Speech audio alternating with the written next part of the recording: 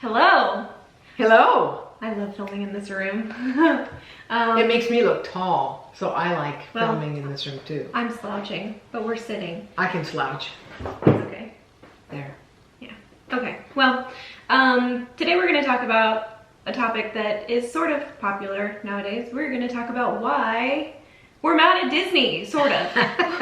We're going to talk about something that I'm not mad, I'm disappointed. Oh my god. It's like the worst phrase she could use. I hate that phrase. That I now have PTSD from my childhood. When she says that, I want to. So I'm disappointed. I'm disappointed in Disney. That's when I sit at the bottom of the stairs and cry because I'm in timeout because I've just disappointed my mother. So it is the second week of March, right? Is it the second week? I think we're still the second week. Yeah. And our annual passes were up for renewal on March 2nd, and we did not renew our annual passes. We have been annual pass holders for 3 or 4 years. Just a few years, not like long term. Because the first year we moved to Florida, we were not annual pass holders, and then the second year we did the silver pass, and then we upgraded when we renewed for the second year. Yeah. And last year we had the platinum pass and loved it. It was really, well, okay, so I guess we did the platinum pass 2 years, didn't we? No, well, I think so. But what's funny is because of the shutdown and the COVID in 2020, we had several months added on to our pass. They added on, I think, because they shut down and they added on 3 or 4 months because they had closed the parks and nobody was allowed to come. But then, even though they opened the park, you had to have a reservation to be able to get in, so you still couldn't access the park the way you used to be able to with an annual pass. They kind of took the annual pass and put handcuffs around it, and they made it really, really difficult for annual pass holders to use their annual pass. Everybody has to get a reservation. Yeah. So when you are on their website, you're either an annual pass holder and you go to that window to see if there's an opening, or you're buying a ticket and you go to that window to see if you can get a pass. Yeah, it's different availability. You're staying at a resort, I think, is the third way. Well, if you have an annual pass, you get a reservation through a different window than you would if you were just buying a daily ticket. We did not renew for a bunch of reasons. One of them is because they restructured the annual pass holder program and they made it more complicated and more expensive. Well, what it implied to me was that they're not getting rid of the reservation system maybe ever. Because they built in the reservation system to the new annual pass holder structure. And I was hoping that the reservation system would be a COVID thing and it would go away. And I don't think that it's going to. And I think that it is just so difficult. We were at Hollywood Studios the weekend before our pass expired. We were walking in. Do you remember this? We're walking into the park and there's a couple walking out and they were talking about how they couldn't get in because they didn't have a reservation. They had a ticket, they didn't have a reservation. And they thought they had one of them. Each one of them thought the other one had made the reservation. Yeah, and they couldn't get one that day because the park is full. I was proud of them because they weren't yelling at each other. You didn't do this, really or that's your fault, or they were much calmer than I would have been. They were obviously disappointed that they couldn't go, but they were just making the comment that, yeah, I thought you made the reservation, you thought I made the reservation, I thought one of us made the reservation, and neither one of them did, so they couldn't get in, and it was fairly early, like 10-ish. Yeah, I want to say it was earlier in the day. It wasn't right at opening, but it was maybe an hour after opening, and they couldn't get in. So they were leaving. The reservation system really is a turnoff for me. I don't like it. I think that it's too difficult, too complicated, too many rules, and too many you can't do this because, and I don't like it. Yeah. I also don't like the phone app. I don't like that I have to be on my phone in the park. I don't like... I want to use my phone as a camera. Because if I use it at all, if I use my phone at all, I want it to be a camera. I don't want to have to be on the phone. And then they've added this Genie Plus Lightning Lane pay to ride sort of situation. So Genie is Genie, and then there's Genie Plus. And so you might think, oh, well, Genie's free. Yes, it is. But if you want to get in a fast lane, you must pay. So some rides you can walk up and do your best to get on. Genie will tell you what the wait is, which is like the old app that they used to have, the old Disney World app. Well, it's the same app. Genie is a part of the Walt Disney World app that it functions as a planner for your day in the park. Because you got to know 3 weeks ago that you're going to have a You have to have your dining reservations booked already. And so I don't like that I have to be on my phone all day to like either use Genie or to check for wait times, look for lightning lane things. I mean, reservations, menus now. And even the marketing materials for Disney World used to be, and I was talking yesterday about this, Disney World marketing used to be, look, it's the castle and here's Cinderella and a child running up to Cinderella because that's where the magic is. And now all the marketing materials are a family of 4 huddled around a cell phone with the castle behind them, and they're missing all of the details that Imagineers have spent their lives crafting. Their professional career that they have dedicated themselves to this is now lost because you're huddled around your phone and you're trying to figure out, well, how does this work? How do we get there? Why can't we ride this? I'm looking for the menu, you know, how long is the wait time? And it's not magical anymore. It's so financial. Yeah. It's really a money thing now. It seems like everything is a money grab from, you know. Well, Spirit Jersey prices are up to $75 to $85 to $115 for a shirt. And I realize that inflation has hit everywhere really hard. But the quality has really suffered. And not just in that, but I'm so disappointed in so many things. And so it didn't feel right, didn't sit right with me to give more of our money to the Walt Disney World company. We already subscribe to Disney Plus, and we're not going to get rid of that. We already go on Disney cruises, and we have one booked, and we're not going to cancel it, and we're going to probably continue to cruise until they price us out of that.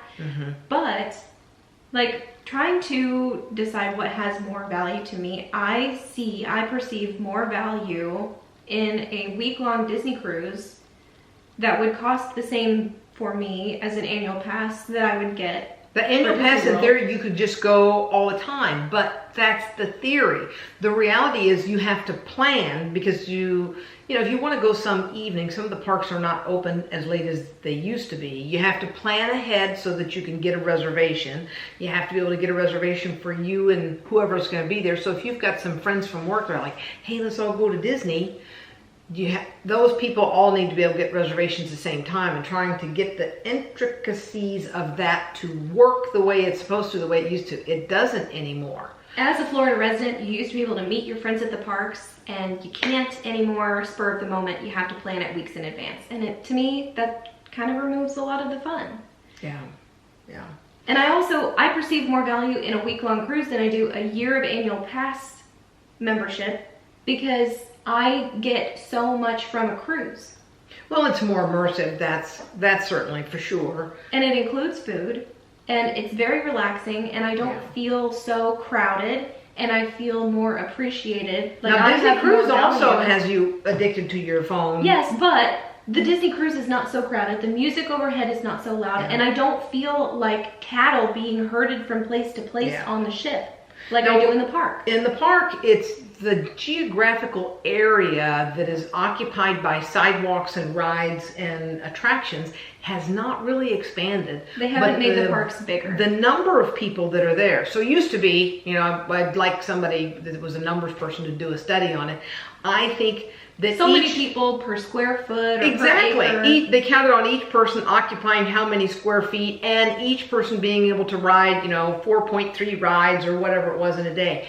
And I think now, maybe because some of the rides are still closed, some are down for refurbishment, some of the areas are, you know, blockaded off by big blue walls, but it just seems like there are more people in that same amount of space. Or less space in the case of Epcot. True. The park has not gotten bigger. Yes, they added France, but the space that they added with the additional Ratatouille area, well, the space that they added does not make up for the space that they have taken away with all of the construction. And I still feel like when they shut down the parks because of COVID, They should not have opened Epcot until it was done. Until it was completed. Until the construction projects were done. I just feel like they welcomed us back to the mouse maze. And like, do you remember that game? And the construction. Mousetrap? Yeah. It feels like a mousetrap. Yeah. Literally, it is. I have friends who tell me Mickey's mousetrap. It's a trap made by a mouse to catch a man. And it does. And it is. Because you get in and you can't go anywhere and you run around in circles like, where I can't go there, there's a wall there. I can't go there, there's a wall there. And so you get stuck everywhere you go. Because there are a lot of dead ends and a lot of pinch points. It's better now than it was. But I'm still disappointed that they welcomed us back. Ooh, the magic is back. That's even a shirt that they have. I went to Disney. The magic is watching the money fly out of your wallet. That's where the magic is. And you used to be able to go as an annual pass holder. I would take a sandwich with me. You know, I'd pack a lunch and I would go to the park and I would not spend a single dime because parking was included in my pass, and I could go and I could be there the whole day and take a sandwich and have a great time and not spend a dime. And I can't do that anymore. And every time I come home from the park, used to go I feel so eat our way around the park. Yeah.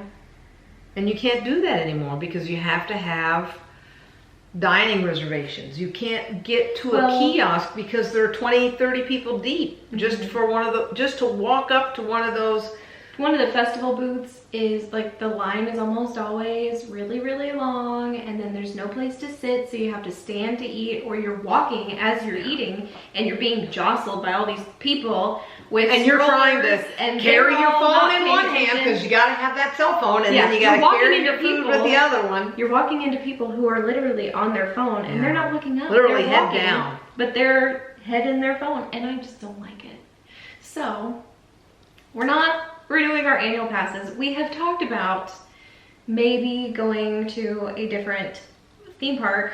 Yeah, if we have time, if the budget will allow it, because you know a family's budget is all about making choices, and those choices are not just based financially, but based on what kind of time do we have? What do we want to do? What do I want to do? What's worth it to me? Yeah, what kind of activities do we want to do? So we gave up cable a couple of years ago, and I saw a little bit of cable TV today. It was on in one of the places that I was at, and I thought, oh, I'm glad I'm not paying for that anymore. It's very upsetting to watch cable TV, but it saves us quite a bit of money every year, every month, that we don't spend, that we would have spent on cable, that now that's money that we actually have that we can allot for something else. So when we look at our budget, we think, well, what are we not purchasing now that we used to? Because everything goes up, but are you going to continue all those same services?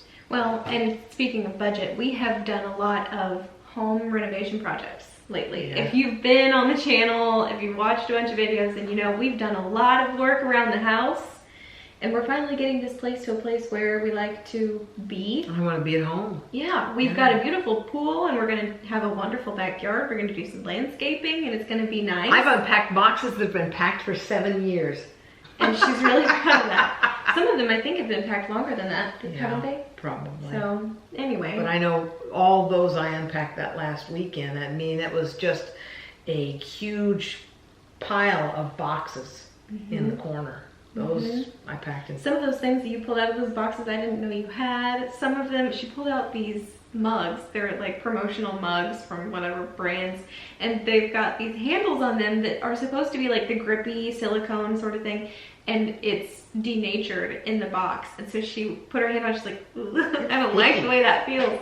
But we're finally... Did you know I washed that? To try to wash that off. Yeah, Did it work? I Cloroxed it and I dawned it and I was washing it and it literally just crumbled in my hands. Gross. It wasn't sticky anymore, but it just crumbled in my hands. Wow. Yeah.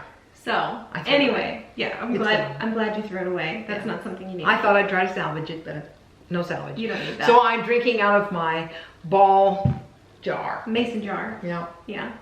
But I wanted to share that with you, not because I need to put negativity out there, but because I want to be honest, because we have been to the parks in videos on the channel before, and so I just want to share why you won't be seeing parks in the parks vlogs from us No, we at could. least for a while. We might we could go to Disney Springs and we Yes. could take the bus to one of the resorts and then we could, you know, we could do still a day. do a resort hop. We could still, because we do still own DVC. We haven't sold that. We're still DVC owners.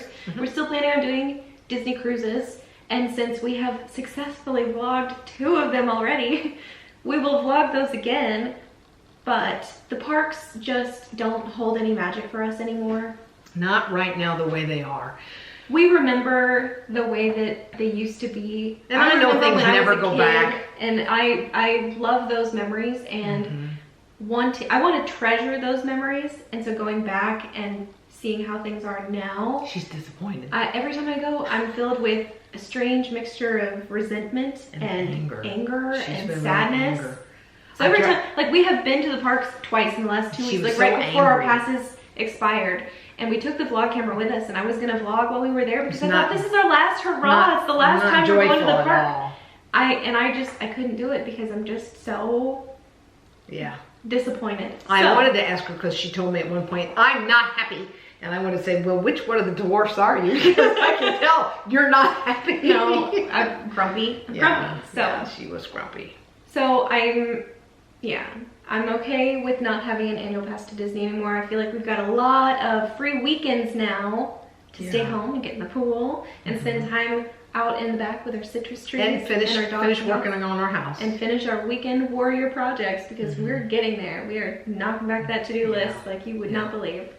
But I think, is that all you have to say? I think that's all I had to say. All right. Well, I'm glad I feel like I vented my spleen. I'm much better now. Me too. I feel so much better. This was very cathartic. So thank you for listening to us talk about why we're disappointed, why we are no longer annual pass holders, and you will see us in another video really, really soon. Bye!